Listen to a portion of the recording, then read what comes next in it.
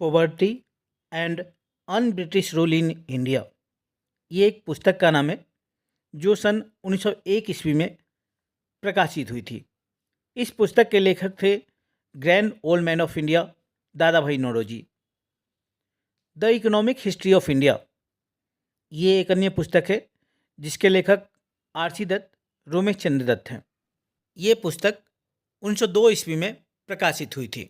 इन दोनों विद्वानों के अलावा सन 1884 ईस्वी में पुणे में दक्कन एजुकेशन सोसाइटी की स्थापना करने वाले महादेव गोविंद रनाडे और सन 1905 ईस्वी में सर्वेंट ऑफ इंडिया सोसाइटी के संस्थापक गोपाल कृष्ण गोखले इत्यादि कई महानुभावों ने ब्रिटिश शासनकाल के दौरान भारतीय अर्थव्यवस्था का अध्ययन किया था। दरअसल 19वीं शताब्दी तक भारत के अधिकांश विद्वानों और यहाँ तक कि राष्ट्रवादी नेताओं का भी मानना था कि ब्रिटिश शासन भारत के लिए बुरा नहीं है।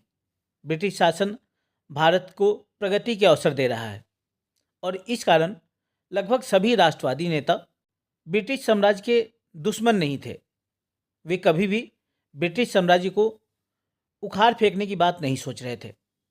1860 और 70 के दशक में भारतीय राष्ट्रवाद अत्यंत तेजी से फैला, लेकिन इसके बावजूद भी राष्ट्रवादी नेताओं के मन में ब्रिटिश शासन के खात्मे की बात शायद ही कभी आई हो।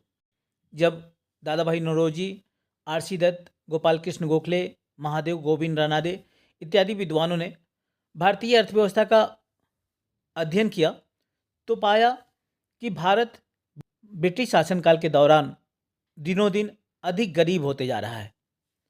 दादा भाई नौरोजी ने ड्रेन ऑफ वेल्थ यानी धन की निकासी का सिद्धांत दिया, जिसके अनुसार भारत का धन धीरे धीरे इंग्लैंड जा रहा है और भारत को इसके बदले कुछ भी प्राप्त नहीं हो रहा है और यही भारत की गरीबी का मूल कारण है।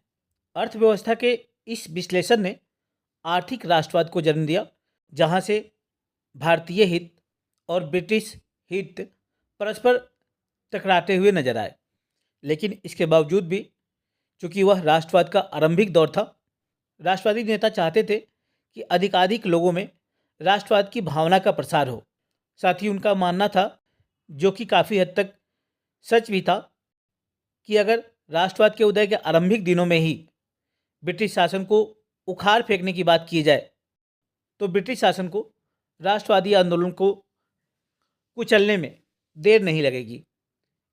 इस तरह ब्रिटिश शासन को उखाड़ न फेंकने की बात करना भी कई आरंभिक राष्ट्रवादी नेताओं के लिए राष्ट्रवाद के प्रसार की एक रणनीति थी, जिसके द्वारा वे राष्ट्रवाद की भावना का जन जन तक प्रसार करके भारत की आज़ादी की लड़ाई के नींव को मजबूत करने का काम कर रहे थे।